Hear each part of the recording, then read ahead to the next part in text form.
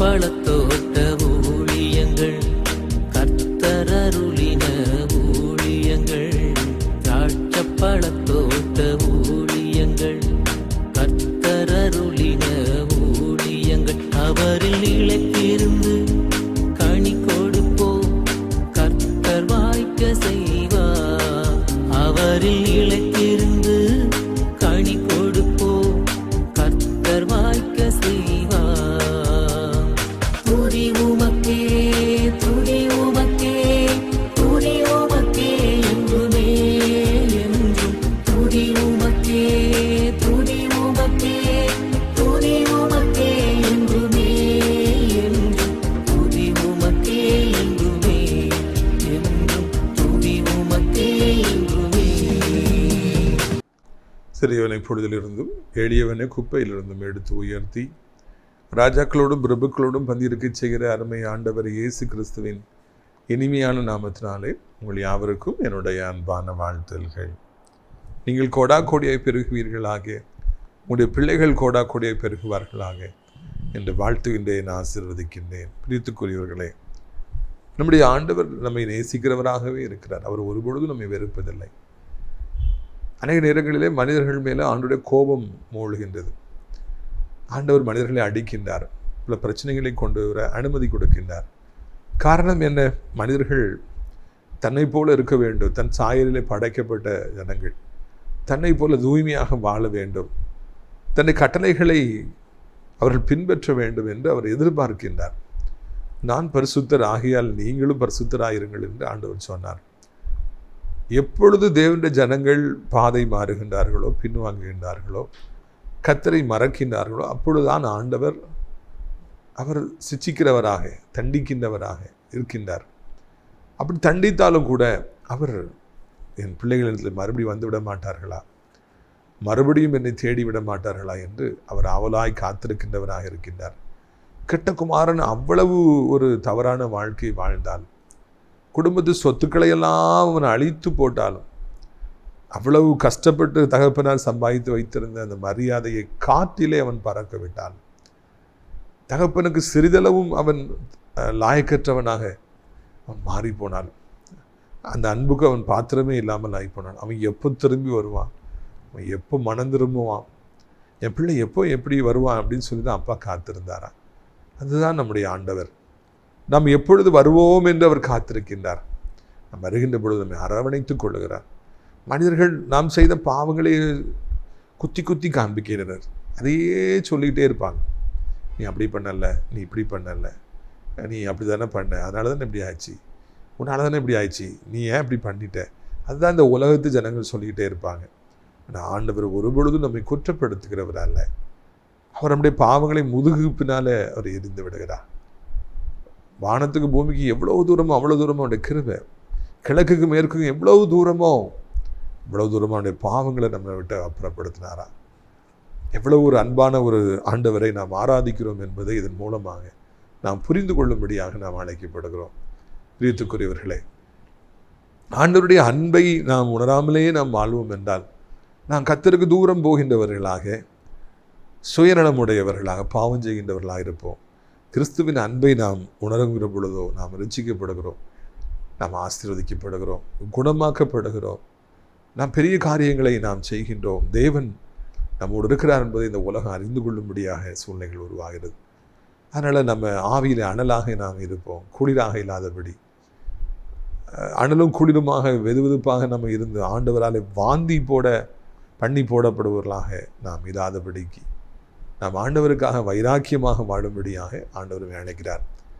கத்துட்டு வாங்க, நீ தூரம் போயிருந்தாலும் பரவாயில்லை, இல்லைன்னா ஆண்டவர் ஒரு காலத்தில் தேடி இன்னைக்கு நீங்கள் ஆண்டவருக்கு ரொம்ப தூரமாக இருந்தாலும் பரவாயில்லை, பல பாவங்களை வாலிப மகனை செஞ்சிருந்தாலும் பரவாயில்லை, இயேசு இருக்கை நீட்டி நிற்கின்றார். என்னை வரமாட்டாயா, என்னை நேசிக்க மாட்டாயா, எனக்கு பிரியமாக நீ வாழ மாட்டாயா, என்னை நீ தேட மாட்டாயா, மகனே மகளே என்று நம்முடைய உள்ளத்தின் வாசல் என்று உள்ள கதவுகளை தட்டி கொண்டே இருக்கின்றார். மகனே மகளே, will you open the door for me? நீ எனக்கு வேணும்பா, மகளே நீ எனக்கு வேணுமா, உன் உள்ள கதவை நீ எனக்கு திறக்க மாட்டாயா என்று தட்டி கொண்டே இருக்கின்றார். அப்படி நம்ம ஆண்டவருக்காக நம்முடைய இதய கதவுகளை திறக்கிற அந்த நாள் தான் வரலாற்றில் எழுதப்பட வேண்டிய நாள் என்பதில் சந்தேகமே இல்லை. கர்த்தர் அந்த நாளைத்தான் எதிர்பார்த்து கொண்டிருக்கிறார், பரலோகமே எதிர்பார்த்து கொண்டிருக்கின்றது. எனவே இதுவரைக்கும் நடந்தவைகளாக இருக்கட்டும், இதுவரைக்கும் நீங்கள் செய்த காரியங்கள் எல்லாம் அது ஒரு பக்கம் இருக்கட்டும், அதெல்லாம் போயிடும். இன்றைய நாளிலிருந்து ஒரு புது வாழ்க்கை வாழ ஒப்பு கொடுங்கள். அப்பொழுது ஆண்டவர் பெரிய காரியங்களை செய்வார் என்பதில் சந்தேகம் இல்லை. ஒரு சில அறிவிப்புகளை வேகமாக சொல்லி செய்திக்குள்ளே வர விரும்புகிறேன். இந்த வாரம் சனிக்கிழமை 4வது சனிக்கிழமையாக இருக்கிறபடியினாலே சென்னையில் வைத்து நம்முடைய விடுதலை நாள் கூட்டங்கள் நடைபெறுகிறது. உங்களுக்கு தெரியுமா என்று எனக்கு தெரியவில்லை. சென்னையில் வைத்து தான் ஆண்டவர் என்னை ரட்சித்தார். என்னுடைய ஆவிக்குரிய தகப்பன் வின்சென்ட் பால் எபனேசர் மூலமாக கர்த்தர் என்னை அங்கு வைத்து தான் சந்தித்தார். நான் அங்கு படித்து கொண்டிருந்த பொழுது தான் என் வாலிப காலங்களில் என்னை ஆண்டவர் சந்தித்தார். நான் அந்த சென்னையில் அந்த கல்லூரி ஹாஸ்டலில் அந்த ரூமில் நான் வடித்திருக்கிற கண்ணீர்கள், நான் செய்திருக்கிற ஜெபங்கள் அது ஒரு காலம் அழிக்கப்பட மாட்டாது. அங்குதான் மிக அதிகமான ஜெபம், மிக அதிகமான கண்ணீர் நான் வடித்த இடம். அந்த நாள் அந்த தொப்புள்குடி உறவு அறந்து போகல. அதனால் அந்த சென்னையில் மறுபடியும் வர வைக்கிறார், ஊழியங்களை செய்ய வைக்கிறார். எதுக்காக சென்னைக்கு வந்து ஊழியம் செய்யணும் அப்படின்னு கேட்கலாம். காரணம் இருக்குது, தொப்புள்குடி உறவு இன்னும் அறந்து போகவில்லை. அதனால் தென்சென்னை ஜனங்களுக்கு வசதியாக பல்லாவரம் பம்மல் மெயின் ரோட்டில் முத்தமிழ் நகர் பஸ் ஸ்டாப்பில் நிப்பாட்டினீங்கன்னா சியோன் காம்ப்ளெக்ஸ் பின்னால் வந்தீங்கன்னா லிஃப்ட் இருக்குது. 4வது மாடியில் வைத்து கூட்டங்கள் நடைபெறுகிறது. 10 மணிக்கு ஆரம்பித்து 1 மணிக்கு முடியும். இறுதியில் உங்களுக்காக நான் தனித்தனியாக ஜெபிப்பேன். அவர் மங்களராஜனில் விருந்து வணங்குறாங்க. நீங்கள் தயவாக கண்டிப்பாக வர வேண்டும் என்று உங்களை அழைக்கின்றோம். மாலை 6 மணி வட சென்னை ஜனங்களுக்காக பெரிய புரட்சவாக்கம் ரிதட்டன் ரோட்டில் அனிதா மெட்ரிகுலேஷன் ஸ்கூல் அந்த கேம்பஸ்குள்ளே பிகேஎன் பாலர் கல்வி நிலையம் இருக்குது. நேராக உள்ளே வாங்க, நிறைய ஹால் இருக்குது. அதில் நேராக உள்ளே வந்து லெஃப்ட்டுக்குள்ளே வந்தீங்கன்னா அதில் கீழே ஒரு ஹால் இருக்கும், மேலே மாடியில் ஒரு ஹால் இருக்குது, வில்லியன் டெய்லர் ஹால். அங்கே வச்சு தான் நடக்குது. சாயந்தரம் 6 மணிக்கு ஆரம்பித்து 8 மணிக்கெலாம் முடிச்சிடும். நிறைய வட சென்னை ஜனங்கள் நம்முடைய நிகழ்ச்சிகளை பார்க்குறீங்க. நீங்கள் கண்டிப்பாக வந்து பங்கேற்க வேண்டும் என்று உங்களை அன்போடு கூட நான் அழைக்கின்றேன். பிரியத்துக்குரியவர்களை அலெக்ஸ் பெஞ்சமின் என விருந்தளிக்கிறாங்க. உங்களுக்காக நான் தனித்தனியாக ஜெபிப்பேன். சென்னையில் எத்தனை லட்சம் கர்த்தருடைய பிள்ளைகள் இருக்கீங்க, நீங்கள்லாம் வந்து பங்கேற்க வேண்டும் என்று உங்களை அன்போடு கூட அழைக்கின்றேன். அடைக்கலான் குருவி ஆவிக்குரிய முதிர் இல்லத்தை மறவாதிருங்கள். நிறைய பேர் அங்கே தங்கியிருக்கிறாங்க. தினந்தோறும் அவர்களுக்காக குருவானவர்கள் வந்து 10:30 12 மணி வரைக்கும் ஜெபம் செய்கிறாங்க. இல்லை சாப்பாடு, விசாலமான பெரிய ரூமு எல்லாம் ஆக்கி போகிறதுக்கு வசதி, நல்ல குழு என்ற காற்று. நீங்கள் தங்கியிருப்பதற்கு அதுவே சரியான இடம். வயதான காலத்தில் இருப்பீர்கள் என்றால் என்னை தொடர்பு கொள்ளுங்கள். நிறைய இடம் காலியாக இருக்கிறது. 1ஆம் தேதி நெருங்குது, அழகாக நீங்கள் சேர்ந்துக்கலாம். இன்றைக்கே ஜாயின் பண்ண கூட ஜாயின் பண்ணலாம். அங்கேயே தங்கியிருந்து அர்ப்பணிப்போடு ஊழியம் செய்ய விரும்புகிறவர்கள் என்னை வேலை செய்ய விரும்புகிறவர்கள் என்னை தொடர்பு கொள்ளலாம். பிரியத்துக்குரியவர்களை இந்த நாளிலும் ஆதியாகமம் 3ஆம் அதிகாரத்துக்கு நேராக நாம் பைபிளை வாசிப்போம், திருப்புவோம். ஆதியாகமம் 3ஆம் அதிகாரம் 16வது வசனம் முதல். அவர் ஸ்திரீயை நோக்கி, நீ கர்ப்பவதியாக இருக்கும் பொழுது உன் வேதனையை மிகவும் பெருக பண்ணுவேன், வேதனையோடு பிள்ளை பெறுவாய், உன் ஆசை உன் புருஷனை பற்றி இருக்கும், அவன் உன்னை ஆண்டு கொள்ளுவான் என்றார். இந்த வசனம் நமக்கு ரொம்ப அதிர்ச்சியாக இருக்கிறது. என்ன பாருங்க, ஆண்டவர் எவ்வளோ ஒரு பெரிதான அன்போடு கூட மனுக்குலத்தை உருவாக்கினார். ஒழுங்கற்ற பூமியாக இருந்தது, வெறுமையாக இருந்தது. அந்த பூமி மேலே ஆண்டுடைய ஆவியானவர் அசைவாடி ஒழுங்கற்ற வெறுமையான இந்த பூமியை அவ்வளவு அழகான பூமியாக மாற்றினார். இன்றைக்கு நான் காண்கிற மரங்கள் எல்லாம் எவ்வளவு அழகாக இருக்கிறது. இரவில் நட்சத்திரங்கள், இந்த மூணெல்லாம் என்ன அழகாக இருக்குது. மனிதர்கள் எவ்வளோ அழகாக இருக்கிறாங்க. எல்லாரையும் ஆண்டவர் தான் உண்டாக்குனார். விலங்கினங்கள், செடிகள், கொடிகள், மீன்கள் எல்லாத்தையும் ஆண்டவர் தான் உருவாக்கினார். இரவு பகல். காரணம் என்ன? மனுஷங்களை அவ்வளவு நேசித்தார். மனுஷங்க மேலே அவ்வளவு ஒரு அன்பு வச்சார். தன்னுடைய சாயலிலே ஆண்டவர் ஆதாமை உருவாக்கினார். நம்ம எப்படி இருக்கிறோம்னா நம்ம ஆண்டவர் மாதிரி இருக்கிறோம். அவருக்கும் இதே மாதிரி 2 கை, காலு, கண்ணு, மூக்கு. தன்னுடைய சாயலிலே ஆண்டவர் மனிதனை உண்டாக்கினார். தேவதூதர்கள் அப்படி உருவாக்கினாரான்னு தெரியல, அதை பற்றி பைபிளில் குறிப்பிடப்படல. தேவதூதர்கள் இருக்காங்க, லட்சம் கோடி தூதர்கள் இருக்காங்க. ஆண்டவர் ஆராதிச்சிட்டு இருக்கிறாங்க, ஆண்டவருடைய கட்டளைக்கே காத்திருக்கிறாங்க, ஆண்டவர் கூட இருக்கிறாங்க, ஆண்டவர் சொல்கிற வேலையை அவங்க செய்கிறாங்க. ஒரு கூட்ட தேவ ஜனங்கள், தேவதூதர்கள். இன்னொரு கூட்ட தூதர்கள் விழுந்து போய் பிசாசாக மாறி இந்த பூமியிலே ஆண்டவருக்கு எதிராக காரியங்களை செய்தவராக இருக்கிறாங்க. அவங்களாம் எப்படி இருப்பாங்கன்னு சொல்லி பைபிளில் இருக்காங்க. ஆனால் எந்த சாயல் இருப்பாங்க நமக்கு தெளிவாக தெரியல. ஆனால் மனிதர்களாகிய நீங்களும் நானும் ஆண்டோடைய சாயலிலே உருவாக்கப்பட்டோம். ஆதாம் ஆண்டோடைய சாயலிலே உருவாக்கப்பட்டார், மனைவியாக ஏவாள் உருவாக்கப்பட்டார். அவருடைய இடுப்பெலும்பிலிருந்து உருவி எடுத்து முதல் ஆப்ரேஷனை ஆண்டவர் செய்தார். முதல் அனஸ்தீசியாவை அங்கே கொடுத்தார், டீப் ஸ்லீப். அதனால தான் எலும்பு எடுக்கப்பட்ட பொழுது ஆதாமுக்கு வலிக்கவில்லை. எப்படி அவ்வளோ அற்புதமாக அவர் மனிதர்களை உண்டாக்கினார் என்று நமக்கு புரிய முடியவில்லை. அது நம்முடைய கற்பனைக்கும் எட்டாததாக இருக்கிறது. நம்ம இன்றைக்கி அதை பற்றி பேச வரவில்லை.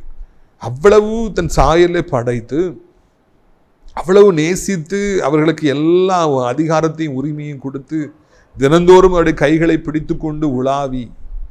யோசித்து பாருங்க, such a privileged people Adam and eve. கைகளை பிடிச்சிட்டு தகப்பனை போல் அவங்கள்ட்ட உலாவுறாரு. மதியானம் குளிச்சு நேரம் ஆனவுடனே நான் ஆதாமையும் ஏவாளையும் போய் பார்ப்பேன், என் பிள்ளைகளை பார்ப்பேன்னு சொல்லி அந்த பரிசுத்தமுள்ள தேவன் அவங்க மத்தியில் வாசம் செய்து வந்தார், உலாவி வந்தார். அவ்வளவு அவர் ஆதாமையும் ஏவாளையும் மனிதர்களையும் நேசித்தார். என்னையும் உங்களையும் கூட அவர் அவ்வளவு நேசிக்கிறார். நம்ம ஆண்டவரை நேசிக்கும் போது அவர் பல மடங்கு நம்ம நேசிக்கிறார். அவ்வளவு அன்பான தெய்வம். காட் இஸ் லவ் அப்படின்னு நம்ம பார்க்குறோம். ஆண்டவர்னாலே அன்பு தான். அந்த கல்வாரி அன்பை எந்த மனுஷனாலும் புரிந்து கொள்ள முடியாது. 6 மணி நேரம் அசையாமல் தொங்கி இரத்தத்தை எல்லாம் சிந்தி நம்ம மீட்டெடுத்திருப்பார் என்றால் எவ்வளவு அன்பு அவர்கிட்ட இருந்திருக்கும். அதனால தானே அவ்வளவு சகித்தார். பூமிக்கு வந்த பொழுது அன்பை காண்பித்தார். மனிதர்களை உருவாக்கி தன்னுடைய அன்பை அவர்களுக்கு காண்பித்தார். மிருகங்கள் மீது அதிகாரத்தை தந்தார், பறவைகள் மேலே அதிகாரத்தை தந்தார். அந்த தோட்டத்தை அவர்களுக்காக சொத்தாக பரிசாக கொடுத்தார். சந்தோஷமாக இருங்கன்னு சொன்னார். அவ்வளவு அன்பை காமிச்சார். டெய்லி வந்தார், பேசினார். ஆனால் ஒரு நாள் அவங்க பாவம் செஞ்சாங்க. ஆண்டோட கற்பனையை மீறினாங்க. புசியாதுன்னு சொன்ன அந்த கனியை புசிச்சிட்டாங்க, சாப்பிட்டாங்க. ஆண்டவருக்கு விரோதமாக ஒரு காரியத்தை செஞ்சிட்டாங்க. அதனால் பாவம் உள்ளே வந்துட்டு சாத்தான் அந்த நாளில் தந்திரமாக செயல்பட்டு ஏவாளை வஞ்சித்து, அதன் மூலமாக ஆதாமும் வஞ்சிக்கப்பட்டு பாவம் செஞ்சதுனால ஒழிஞ்சிக்கிட்டாங்க. ஒரு ஆண்டவர் கூப்பிட்டு விசாரிச்சோன்னா, ஆமாம் நாங்கள் பாவம் செஞ்சோன்னு சொல்லி ஒவ்வொருத்தர் மேலே பழிய போட்டாங்க. அப்பொழுதுதான் இதை நம்ம வாசிக்கிற பொழுது நமக்கு மிகவும் அதிர்ச்சியாக இருக்கிறது. இந்த சம்பவம் நடக்கிற வரைக்கும் நம்ம பார்க்குற ஆண்டவர் வேற. ஆனால் இந்த பழத்தை புசிச்சுட்டு வந்தோடனே ஆண்டவர் புசிச்சியாப்பான்னு கேட்டுட்டு அவங்கள்கிட்ட பேசுகிற ஆண்டவர் வேற. 2 ஆண்டவர் ஒரே ஆண்டவர் தான். ஆனால் இது ஆண்டவர் வேற மாதிரி இருக்கிறாருக்கு முன்னூட்டி வரைக்கும். அன்பானவரா, பாசமுடையவரா, கைகளை பிடித்திருப்பவரா, சம்பாஷிப்பவரா, அவங்கள அவ்வளவு நேசிக்கிறவராக இருக்கிறார். இங்கே பார்க்கும்போது அவர் நீதி உள்ள நியாயாதிபதியாக இருந்து அவர் பயங்கரமாக பேசுகிறார். இந்த இடத்துல பார்க்குற ஆண்டவர் வித்தியாசமான ஆண்டவர். அவர் சபிக்கிறார், அவர்களை சாபங்களை கொடுக்கிறார். வில் காட் கேட்ஸ் அப்படின்னு சொல்லி ஒரு கொஸ்டின் மார்க் வருது. தேவர் அன்பாகவே இருக்காருன்னா அவர் ஏங்க சாபங்களை கொடுக்கணும்? நாசமாக போவ, நீ விளங்கவே மாட்ட. இந்த உலகத்தில் சாபங்களை கொடுக்குறவங்க எத்தனையோ பேர் இருக்காங்க. எதுக்கு எடுத்தாலும் சாபங்களை கொடுக்குறவங்க எத்தனையோ பேர் இருக்காங்க. எதுக்கு எடுத்தாலும் சாபம் கொடுத்தா நடக்கவே நடக்காது. வயிறஞ்சி ஒரு சிலர் சாபம் சபிக்கிறாங்க, அது நடக்குது. காரணம் இல்லாமல் இட்ட சாபம் தங்காது. ஆனா இங்க காட் கேட்ஸ் பண்றாரு. ஏவாளை பார்த்து சொல்றாரு, ஏன் கட்டளையை மீறிட்ட, நீதான் ஆதாம அந்த கனியை புசிக்க வச்சல்ல, உனக்கு அந்த பிரசவ காலத்தில் உன் வழியை மிகவும் பெருக பண்ணுவேன், உன் சர்வம் அவ்வளோ வேதனைப்படும், புருஷன் மேலே உன் ஆசை இருக்கும் அப்படின்னு சொல்லிட்டு ஆண்டவர் அந்த பெண்ணை சபிக்கின்றார். அந்த ஆதி தாயை அவர் சபிக்கின்றார். கோபத்தினால அங்கே வெளிப்படுகிறது, வேதனையை நான் பெருக பண்ணுவேன் என்று சொல்லி ஆண்டவர் அங்கே சொன்னாரா? ஆண்டவரிடத்திலிருந்து ஏவாள் சாபத்தை பெற்றுக்கொண்டால் என்று இந்த இடத்துல நான் காண்கிறோம். நமக்கு அது மிகவும் ஆச்சரியமாக, மிகவும் அதிசயமாக இருக்குது. ஆனால் அது உண்மைங்க. ஆண்டவருடைய கோபம் வெளிப்பட்டது. அது வரைக்கும் அவ்வளவு பாசமாக இருந்தார், அது வரைக்கும் அவ்வளவு அவர்களை நேசித்தார், கரங்களை பற்றி இருந்தார், தேடி வந்தார், தன் அன்பையெல்லாம் காண்பித்தார், இந்த உலகத்தையே உருவாக்கி கொடுத்தார். ஆனால் அவர் தப்பு செஞ்சிட்டாங்க அப்படின்னு ஒன்று அவர்களை சபித்தார். இதை அவங்க நினைச்சிருக்கவே மாட்டாங்க. நமக்கே அது புரியல. இவ்வளவு அன்பா வச்சு இவ்வளவு உருவாக்கி இவங்களுக்கு எல்லாம் கொடுத்துட்டு தப்பு செஞ்ச ஒன்று ஒரு வித்தியாசமான காடா இருக்கிறார். வாஸ்தலை பயமா இருக்கு, சபிச்சிடறார். வேதனையை பெருக பண்ணுவேன்னு சொல்லி ஆண்டவர் சொல்லிட்டார். இன்னைக்கு வரைக்கும் அந்த சாபம் பெண்கள் மேலே தவறாமல் வந்து கொண்டிருக்கிறது. குழந்தை பெறுகிற நேரத்தில் ஐயோ அவங்க எவ்வளோ கஷ்டப்பட்டு அந்த குழந்தையை பெறுறாங்கிறத நம்ம அறிஞ்சிருக்கோம்.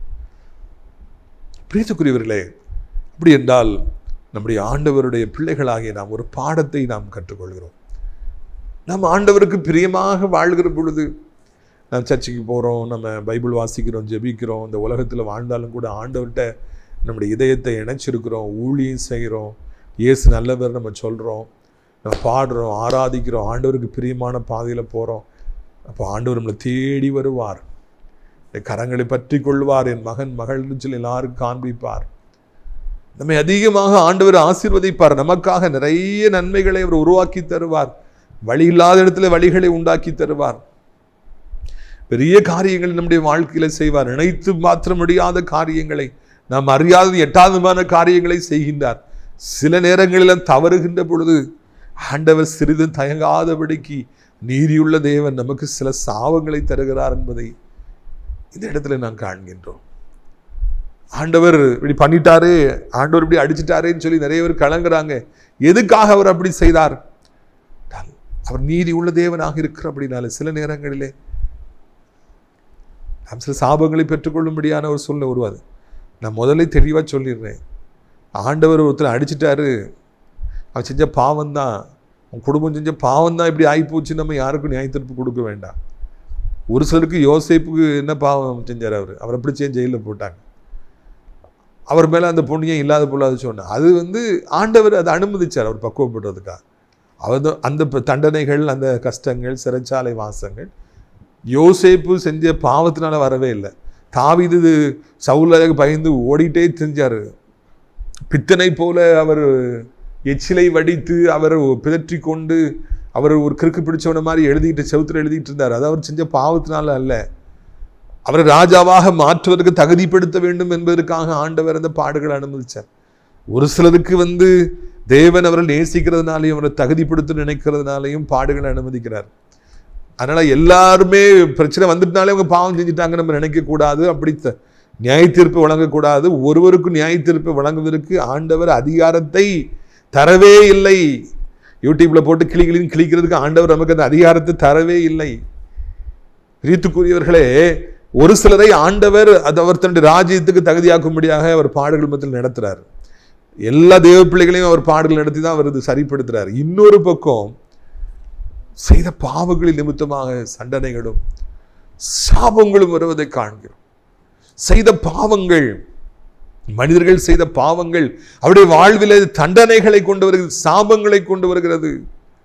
அநேக பெற்றோர்கள் செய்கிற பாவங்கள், வாலிப காலத்தில் செய்கிற பாவங்கள், வாலிபத்தின் மிகுதியினாலே, செருக்கினாலே, பலத்தினாலே செய்கிற பாவங்கள், அவர்கள் திருமணம் செய்து பிள்ளைகளை பெற்று வயதாகிற பொழுது அந்த பாவங்கள் சாபங்களாக மாறி பிள்ளைகளை பிடிக்கின்றன.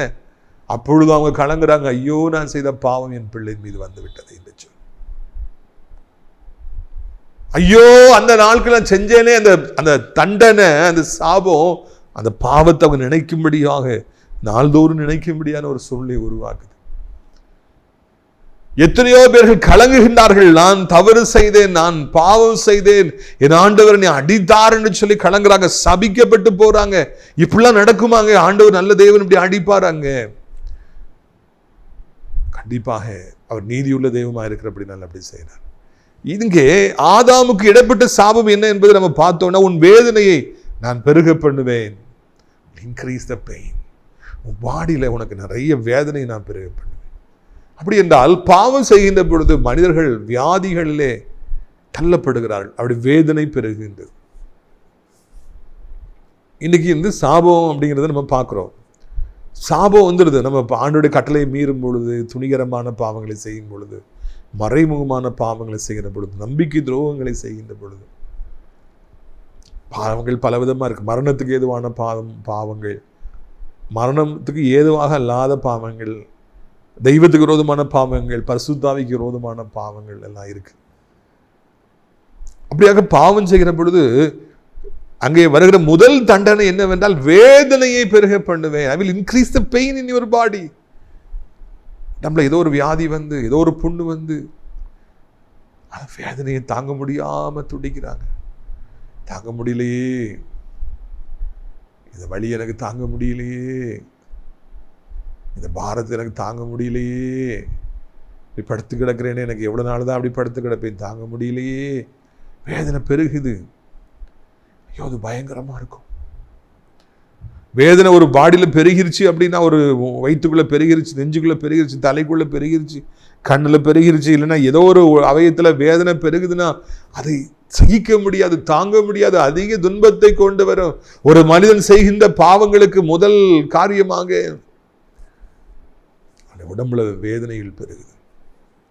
எனக்கு ஒருத்தனை தெரியும், வாலிபனை தெரியும், யாருனாலும் அடிப்பான், மரியாதை இல்லாமல் பேசுவோம், பெரியவங்கன்னா பார்க்கறது கிடையாது, உடனே கை நீளும், அடிச்சு தள்ளி மிதிச்சு, யாரும் அடக்க முடியாது. ஒரு பயங்கரமான மனிதனாக இருந்தான், உடம்பு பலன் இருந்ததுனால யாருனாலும் அடித்து மிதித்து. இன்னைக்கு அப்படிதான் நிறைய பேர் இருக்காங்க.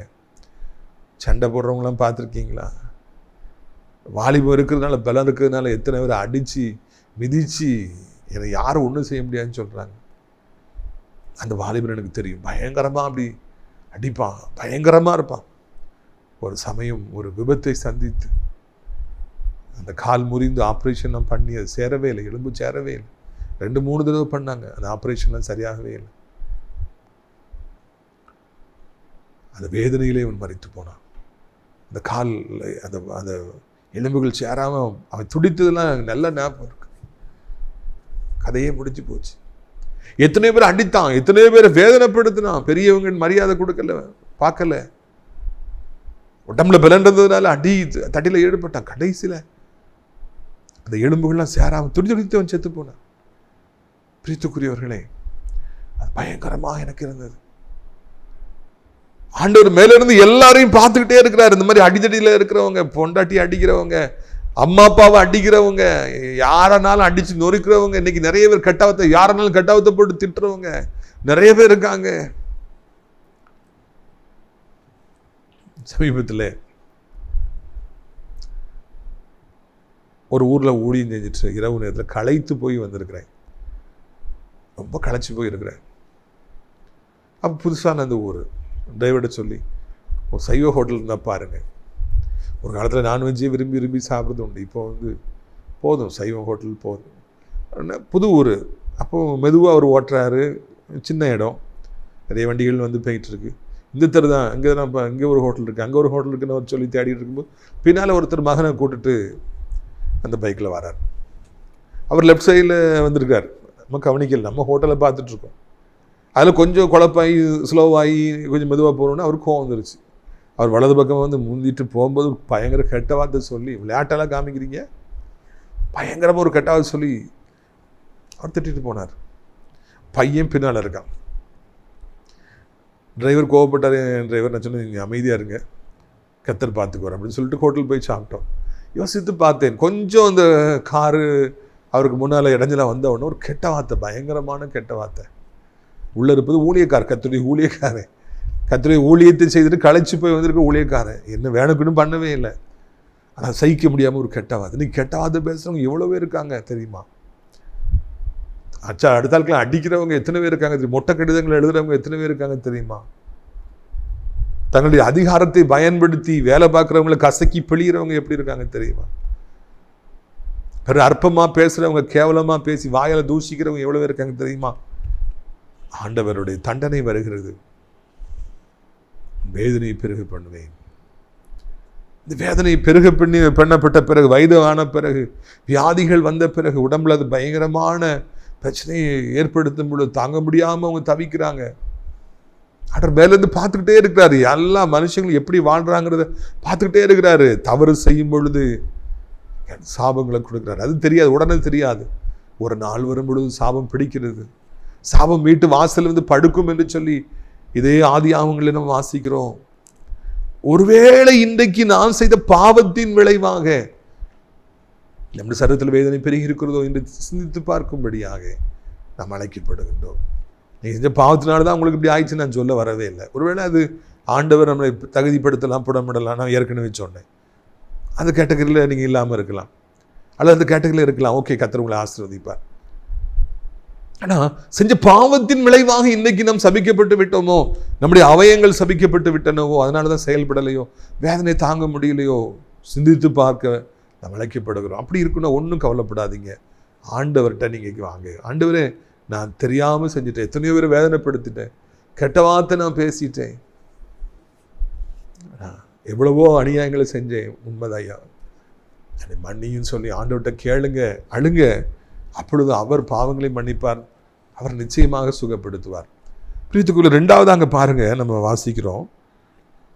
அவர் 17ஆம் வசனம், ஆதியாகமம் 3:17. பின்பு அவர் ஆதாமை நோக்கி, நீ உன் மனைவியின் வார்த்தைக்கு செவி கொடுத்து புசிக்க வேண்டாம் என்று நான் உனக்கு விளக்கின விருட்சத்தின் கனியை புசித்தபடியினால் பூமி உன் நிமித்தம் சபிக்கப்பட்டிருக்கும், நீ உயிரோடு இருக்கும் நாளெல்லாம் வருத்தத்தோடு அதன் பலனை புசிப்பாய், அது உனக்கு முள்ளும் குறுக்கும் முளைப்பிக்கும், வெளியின் பயிர் வகைகளை புசிப்பாய். பார்த்தீங்களா, முள்ளும் குறுக்கும் முளைப்பிக்கும். இந்த பூமியில் இன்றைக்கி நிறைய முள் இருக்குது. முக்கியமாக இந்த நாசிரியத்து, இந்த திருநெல்வேலி, தூத்துக்குடி நிறைய முள் செடிகளாக இருக்குது. நாகர்கோவிலில், கன்னியாகுமரி டிஸ்ட்ரிக்டில் முள் செடி குறையாக இருக்குது. ஆனால் இங்கெல்லாம் நீங்கள் வந்து பார்த்தீங்கன்னா நிறைய முள் செடியாக இருக்கும். குத்திருச்சின்னு வைங்க, அவ்வளோ வேதனையாக இருக்கும். முள்ளு குத்திருச்சுன்னா தாங்க முடியாத வேதனை ஏற்பட்டுரும். இந்த பூமியில் முள்ளும் குறுக்கும் இல்லாமல் இருந்தது. ஆதாம் செய்த பாவத்தின் விளைவாக அந்த முள்ளும் குறுக்கும் விளைப்பித்தது. அதில் அப்போ செருப்பு கிடையாது, ஷூ கிடையாது. அந்த இதில் நடந்து போய் தான் அவர் குத்து வாங்கி தான் அவர் விவசாயம் செய்யணும். அப்படிப்பட்ட ஒரு சாபத்தை கொடுக்குறது. உன் வேர்வை சிந்தி நீ பிழைப்பா, நீ வருமானத்தில் நிறைய பிரச்சனையை நீ காண்பா. ஆணுக்கு கொடுக்கப்பட்ட சாபம், ஆதாமுக்கு கொடுக்கப்பட்ட சாபம் பயங்கரமான ஒரு சாபம். முள்ளும் குறுக்கும் விளைப்பிக்கும். நெத்தி வேர்வை நிலத்துல சிந்தி உழைச்சுதான் நீ சாப்பிடணும். வாழ்நாள் பரியந்தம் நீ கஷ்டத்தை அனுபவிப்பாய். பொருளாதாரத்தில், ஃபைனான்ஸ்ல நீ பல கஷ்டங்களை அனுபவிப்பாய். ஆதாம் செய்த பாவம் அவருக்கு பணம் சம்பாதிப்பதில் அதிக நெருக்கடியை உண்டாயிற்று. அவருடைய பிள்ளைகளாகி நமக்கும் கூட இன்னைக்கு அது போலவே வந்திருக்கிறது. எத்தனை பேர் இன்னைக்கு எங்கெல்லாமோ ஓடுறாங்க பணம் சம்பாதிப்பதற்காக. அது முள்ளாய் குத்துது, வேதனையா இருக்குது. ஐயோ, ஒரு 100 ரூபா கிடைச்சிடாதா, ஒரு 1000 ரூபா கிடைச்சிடாதா, இந்த கடன் அடைச்சிட மாட்டேனா, அந்த கடன் அடைச்சிட மாட்டேனா, வீடை கட்டிட மாட்டேனா, நான் கொஞ்சம் ஒரு பவுன் நகை சேர்த்திட மாட்டேனா. முள்ளும் குறுக்குமாக இருக்கிறது. 2வது பெரிய சாபம், பணம் காரியங்களில் இன்றைக்கு ஜனங்கள் தடுமாறுறாங்க. எங்கெல்லாமோ ஓடி ஓடி பார்க்குறாங்க, என்னெல்லாமோ செஞ்சு பார்க்குறாங்க, குதிச்சு குதிச்சு பார்க்குறாங்க, எப்படியாவது பிடிச்சிடலாமான்னு பார்க்குறாங்க. ஒன்றும் நடக்க மாட்டேங்குது. காரணம், இது ஒரு பெரிய சாபம். பணம் இல்லாமல் நம்ம கையில் போகும் பொழுது ஐயோ, அது எவ்வளவு வேதனை ஏற்படுத்தும். என் தகப்பனை நான் நினைத்து பார்க்கின்றேன். ஆண்டவர் செல்வந்தனாக வைத்திருந்தார், கோடீஸ்வரனாக வைத்திருந்தார். என் தாய் மாமா 2 பேரும் நான் அடிக்கடி நினைப்பேன், மிகப்பெரிய பணக்காரர்களாக இருந்தாங்க. ஆனால் செய்த பாவங்கள் சாபங்களாய் மாறிய பொழுது கடைசி காலங்களில் இருவருமே ஒரு 100 ரூபாய் வாங்குறதுக்கு எத்தனை வீட்டில் போய் கேட்டு பார்த்தாங்க, எத்தனை பேர்கிட்ட போய் கேட்டு பார்த்தாங்க, கிடைக்கவில்லை. அதோடு கூட போகலை, அவமானப்பட்டு வந்தாங்க. எங்கெல்லாமோ போய் பணம் கேட்டுட்டு ஒருத்தருமே கொடுக்காதனால வேதனையோடு அப்பா படுத்து கிடந்த நாட்களெல்லாம் திரும்பி பார்க்கிறேன். அவ்வளவு வேதனை உள்ளுங்குறுக்குமாக விளைப்பித்தது. இன்னைக்கு நிறைய பேர் வாழ்ந்தவர்கள் எல்லாம் மிகப்பெரிய பணக்காரர்களாக இருந்தாங்களே, சபிக்கப்பட்டபடினாலே பணம் இல்லாமல் அழைந்து திரியாங்க. பிரியத்துக்குரியவர்களே, அப்படிப்பட்ட நிலைமையில் இருப்பீர்கள். இன்றைக்கு இந்த செய்தி உங்களுக்காகவே இருக்கிறது. பாருங்கள், 21வது வசனம். தேவனாய் கர்த்தர் ஆதாமுக்கு அவன் மனைவிக்கு தோல் உடைகளை உண்டாக்கி அவனுக்கு உடுத்தினார். ரொம்ப ஆச்சரியமா இருக்குது. சபிக்கிறார், அதுக்கு பிறகு தோல் உடைகளை உண்டாக்கி கொடுக்கிறார். அப்படி என்றால் அவர் சபித்தாலும் ஆதாமையும் ஏவாளையும் தள்ளவில்லை, தோல் உடைகளை உடுத்துறார். அடுத்தாப்புல சாபங்களை உடைக்கிறதுக்காக சிலுவைக்கு போனார், ரத்தம் சிந்தினார். அவர் சிலுவையில் சாபமாகி நம்முடைய சாபங்களை உடைத்து போட்டார். இன்னைக்கு வியாதியாக இருக்கட்டும், வேதனை பெருகி இருக்கட்டும், உங்கள் சரீரத்தில், பிள்ளைகளுடைய சரீரத்தில் வேதனைகள் பெருகி இருக்கட்டும், இல்லைன்னா பணம் சம்பாதிப்பதற்கு அங்கேயுமாய் ஓடி திரிந்து கிடைக்காம அங்கலாய்த்து கொண்டிருக்கலாம். முள்ளாக இருக்குதே வாழ்க்கைன்னு சொல்லலாம், முள் மேலே படுத்திருக்கேன்னு சொல்லலாம். உங்கள் தோல் உடைகளை உடுத்துவார், உங்களை கௌரவமாய் வாழ வைப்பார், சாபங்களை உடைப்பார். என்ன சாபமாக இருந்தாலும் இயேசு இடத்துல வந்தால் ஒரு விமோச்சனம் உண்டு, விமோச்சனம் உண்டு. ஆண்டவர் ஆசீர்வதிப்பார். உங்களுடைய ஆசீர்வாதங்களுக்காக நான் ஜெபிக்கும்படியாக விரும்புகிற கண்களை மூடுவீர்களா? அப்பா பிதாவே, எனக்கு சாபங்களில் சிக்கி மனிதர்கள் எல்லாரும் தடுமாறுறாங்க, எங்கே போகணும்னு தெரியாமல் இருக்கிறாங்க. நீங்கள் தான் அவர்களுக்கு உதவி செய்ய வேணும். ஏசப்பா, வாலிப காலங்களில் செய்கிற பாவங்கள் பின் நாட்களில் எத்தனை பேரை எவ்வளவு பாடாய்ப்படுத்து. ஐயோ, என் சரீரத்தில் வேதனை பெருகிருச்சே, நான் செஞ்ச பாவத்தினால என் பிள்ளைகளுடைய வாழ்க்கையில் நாசமாய் போய்விட்டதே, நான் என்ன செஞ்சேன்னு அது என் மேலேயே திரும்பிருச்சேன்னு சொல்லி அங்கலாய்க்கள் உண்டு. நான் பணமே எனக்கு இல்லையே, கடனாய் பெருகிருக்கிறதே, பணம் சம்பாதிப்பதற்காக முள்ளும் குறுக்குமான இந்த உலகத்தில் ஓடிட்டு இருக்கேன் அங்கலாய்க்கிறவர்கள் உண்டையா. என்ன பாவ சாபங்கள் இருந்தாலும் கிருபையாய் இறங்கி மன்னித்து அவர்களுக்கு புது வாழ்வு கொடுக்கும்படியாக ஜெபிக்கிறோம். எல்லா சாபங்களையும் உடைத்து போட உமக்கு வல்லமை உண்டு. சிலுவையில் எல்லா சாபங்களையும் உடைத்து போட்டீர் ஆண்டவரே. ஒருவேளை இன்றைக்கு சகோதரனுக்கு சகோதரிக்கு செய்த பாவத்து நிமித்தமாய் சரீரத்தில் வேதனை பெருகிருக்கும் என்றால் நீர் அதை மன்னித்து போடும்படியாக, மன்னித்து அந்த சாபத்தை உடைத்து அவருடைய வேதனை எடுத்து போடும்படியாக, சுகமாக்கும்படியாக, இழந்து போன ஆசீர்வாதங்களை கொடுக்கும்படியாக ஜெபிக்கிறோம். அதே போலவே ஆண்டவரே, பிசினஸ்ல எல்லாவற்றையும் இழந்து இன்னைக்கு பணத்துக்காக அங்கங்க ஓடி கிடைக்காதனால வேதனையோடு இருக்கிற சகோதரனுக்காக சகோதரிக்காய் ஜெபிக்கிறோம். என்ன பாவ சாபம் இருந்தாலும் மன்னித்து மறுபடியும் அவர்களை தூக்கி நிறுத்தும்படிக்காய் ஜெபிக்கிறோம். இழந்து போனதை பெற்றுக் கொடுக்கவே மனுஷகுமாரன் வந்தீங்க, நன்றி அப்பா. ஆண்டவரே, பெற்றோருக்கு கீழ்ப்படியாத பாவ சாபம், ஆண்டவரே ஆசிரியர்களையும் பாஸ்டர்ஸையும் எதிர்த்து பேசினால வர சாபம், கை நீட்டி அடித்து கெட்ட வார்த்தை பேசினால வர சாபங்கள் எவ்வளவு பயங்கரங்கிறத அறிந்து இப்பொழுதே ஜனங்கள் உணர்வடையும்படியாக ஆண்டவர் ஜெபிக்கிறோம். ஐயா ஏசப்பா, இதனால எந்த சாபம் எந்த குடும்பத்தில் நான் உடைத்து போட்டு வாழ வைப்பீராக, புது வாழ்வு கொடுப்பீராக என்று கெஞ்சுகிறோம். போதையில் இருக்கிற ஜனங்களை விடுவீங்க, கெட்ட பழக்கங்கள் சிக்கியிருக்கிற விடுவீங்க, கெட்ட வார்த்தையாக பேசுகிறவங்களை பாவம்பா எவ்வளவு சபிக்கப்பட்டு போயிடுவாங்கிறது உணர்ந்து அவர்கள் மனம் திரும்ப உதவி செய்யுங்க. என் தகப்பு நல்ல காரியம் நடக்காதா, வீடு கட்டிட மாட்டேனா, சுகம் கிடைக்காதா, வேலை கிடைக்காத, திருமணமாகாத, குழந்தை கிடைக்காதா, பல வருடமாய் காத்திருக்கிறவர்களுக்கு அற்புதம் செய்யுங்க. வயதானவர்களை விழுந்து விடாதபடி 2 கைகளால் ஏந்தி கொள்ளுங்க. ஆண்டவரே, என் தகப்பனே, உலகம் முழுக்க அத்தனை நாடுகளையும் ஆசீர்வதிங்கள். தாய் திருநாடாகிய இந்தியாவையும் தமிழ்நாட்டையும் ஆசீர்வதிங்க. எல்லா மதத்தோருடையும் மொழி பேசுகிறதையும் ஆசீர்வதிங்க. தகப்பனே, எல்லா எலெக்ஷனும் நல்லபடியாக நடந்து முடிய உதவி செய்யுங்க. பிள்ளைங்க பிபிஎஸ்லாம் போக, நல்ல ரிசல்ட் கிடைக்க, நல்ல காலேஜில் இடம் கிடைக்க, நல்ல வேலை கிடைக்க உதவி செய்யுங்க. அனைத்து மதத்தவர்களையும், அனைத்து விசுவாச பிள்ளைகளையும், ஆலயங்களையும், திருச்சபைகளையும், பாஸ்டர்ஸையும், ஊழியக்காரங்களையும் ஆசீர்வதிங்க. நான் ஆசிரியர் திராட்சைப்பழத்தோட்ட ஊழியங்களை நேசிக்கிறேன். நாள்தோறும் நம்முடைய நிகழ்ச்சிகளை பார்க்கிற, அறிமுகப்படுத்துகிற, ஊழியத்துக்கு கொடுக்குற நல்ல உள்ளங்கள் உண்டு. ஒவ்வொருவரையும் ஆசீர்வதிங்க. அடைக்கலான்குரிய முதியோர் இல்லத்தில் தங்குவதற்கு அநேக முதியவர்களை அழைத்து கொண்டு வாரும். வேலை செய்ய நல்ல உள்ளம் கொண்டவர்களை அழைத்து கொண்டு வாரும். மகிமைப்படும் இயேசு மூலமே ஜெபிக்கிறோம் நல்ல பிதாவே, ஆமென். என் ஆத்துமாவை கர்த்தரை சோத்திரி, என் முழு உள்ளமையுடைய பரிசுத்த நாமத்தை சோத்திரி. என் ஆத்துமாவை கர்த்தரை சோத்திரி, அவர் செய்த சகல உபகாரங்களை ஒருபொழுதும் மறவாதே, ஆமென். நம்முடைய கர்த்தராகிய இயேசு கிறிஸ்துவின் கிருபையும் பிதாவாகிய தேவனுடைய அன்பும் பரிசுத்தாவிய அன்பினைக்கொள்ளாத பிரசன்னம் உங்கள் அனைவருடன் இன்றைக்கு சதா காலங்களிலும் நிலைத்திருப்பதாக. அல்லேலூயா, அல்லேலூயா. God bless you.